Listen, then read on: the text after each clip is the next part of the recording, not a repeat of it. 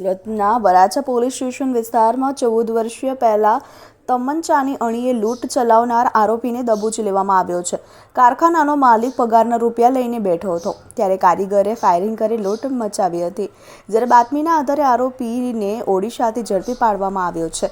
Surat police વેશ પલટો કરી આરોપી પર વોચ રાખી હતી અને તેને ઝડપી પાડી સુરત ખાતે લાવી આગળની કાર્યવાહી હાથ ધરવામાં આવી છે। સુરત પોલીસ ભૂતકાળમાં ગુનાઓમાં સંડવાયેલો હોય તેવા આરોપીઓને પકડી પાડવા માટેનું એક અભિયાન ચલાવી રહી છે। ત્યારે સુરતના વરાછા વિસ્તારમાં કાપડનું કારખાનું ધરાવતા માલિકને 3 જેટલા શખ્સોએ લૂંટી લીધો હતો। કારખાનાનો માલિક પગારના પૈસા લઈને બેઠો હતો। તે સમયે જ આરોપીએ એક રાઉન્ડ ફાયરિંગ કરી 1.77 લાખની લૂંટ ચલાવી ફરાર થઈ ગયો હતો। આ ગુનામાં મુખ્ય આરોપી છેલ્લા 14 વર્ષથી નાસ્તો કરતો હતો। વરાછા પોલીસને માહિતી મળી હતી કે આરોપી ટુલ્લુ ઉર્ફે લાલા સુભાષ નાયક તેના વતન ધજોલા ગામ ઓડિશા ખાતે છે।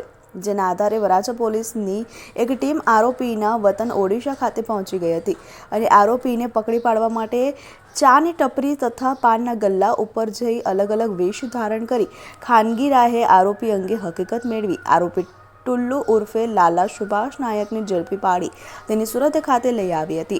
આરોપીની પૂછપરછ કરતા તેણે તેના 2 સાગરીતો સાથે કારખાનાના માલિક પર તમંચા વડે ફાયરિંગ કરી 1.77 લાખની લૂંટ કરી હતી। જો કે તે સમયે તેમનો એક મિત્ર પ્રભાત પકડાઈ જતા આખો મામલો સામે આવ્યો હતો। આરોપી અલગ અલગ રાજ્યોમાં ફરી રહ્યો હતો। જ્યારે તે વતન પહોંચતા પોલીસે તેને ઝડપી પાડી કાયદેસરની કાર્યવાહી હાથ ધરી છે। જોતા રહો સુરત ક્રાઇમ ન્યૂઝ।